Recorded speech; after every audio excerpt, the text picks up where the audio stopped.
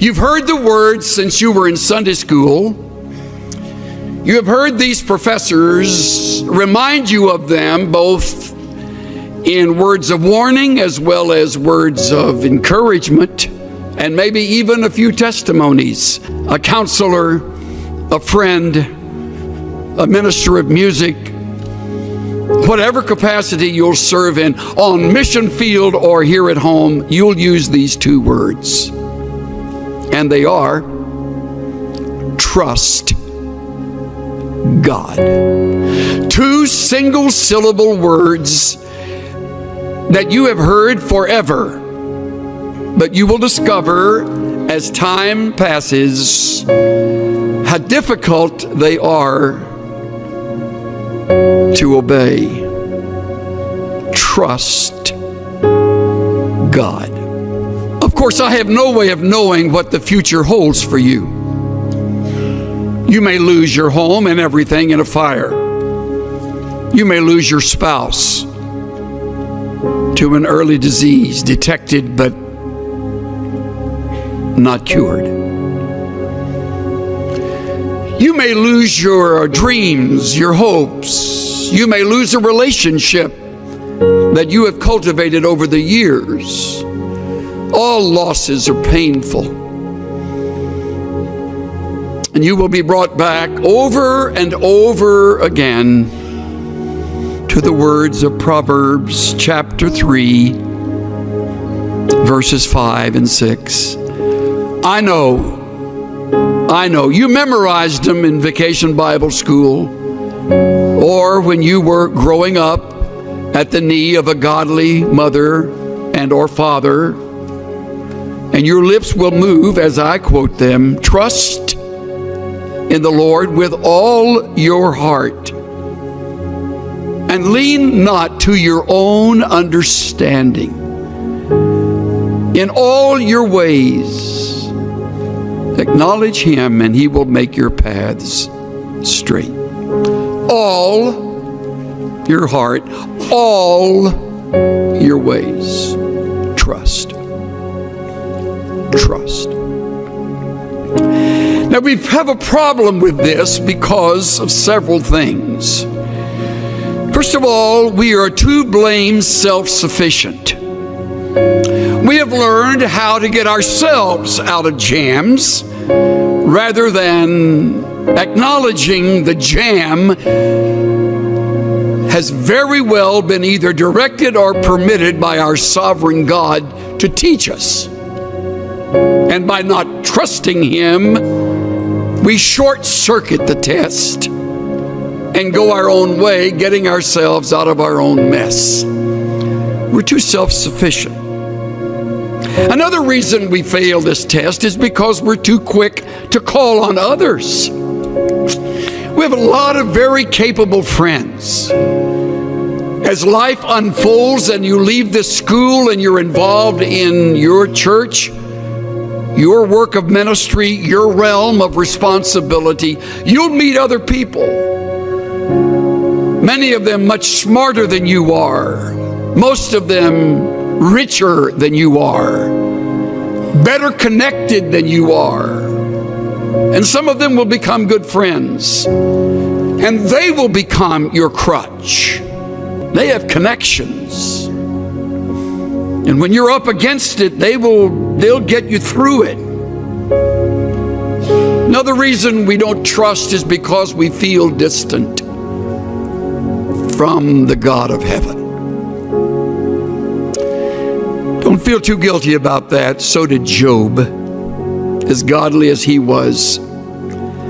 And yet Job said, in the midst of all of the loss, though He slay me, I will trust in Him. Though He take me off this earth, in the process, I leave trusting Him. I will trust Him. The fourth reason I would name is that we have cultivated the bad habit of worry. Many of you are much better at worrying than you are at trusting. If you were to put together a worry list, it would outrun your prayer list. And you're worried right now about something. Most likely, it's related to something about your schoolwork, some course, some class, some test, or maybe your finances. You don't have enough money. I'll give you a word of encouragement. You'll never have enough money. So you're worried now, you're getting good at it, so you can carry that with you when you graduate, because you won't have enough money then. So you're worried about that. And you do not trust God. See how practical it is? And if you think you're going to outgrow the problem, take it from this old guy today, you won't ever outgrow it. It's like lust. You never outgrow lust. You just learn to fake it. I remember attending a Navigator conference when Lawrence Sandy was president. We were at Glen Erie, and they had a returned missionary, I think an 87, 88-year-old gentleman who Lauren brought up to the platform, and he was a longtime navigator. And Lauren said, "Tell me, Dr. So-and-so, when did you conquer lust?" The old man said, "Well, Lauren, hasn't happened yet." You'll never conquer worry. It's part of the flesh. You want to, but the only way you will get through it so that you will learn from the test is to trust. To trust. To put the worry on hold, to set it aside, deliberately shoving it away and saying, "God, at this moment, I rest in you and you alone." If you're married, God, help my spouse and me to trust you,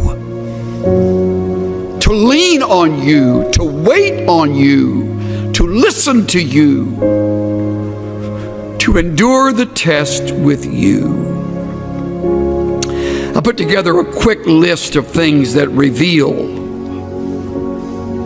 how little we trust. When you choose to worry, you do not trust. When you try to fix what is impossible, you do not trust. When you hurry ahead and don't wait for the Lord to move and to change, you do not trust. When you lie awake twisting and turning at night, you do not trust. When you doubt biblical principles and promises that are right here in the book you love and study, you do not trust. When you turn to others first for help, you do not trust.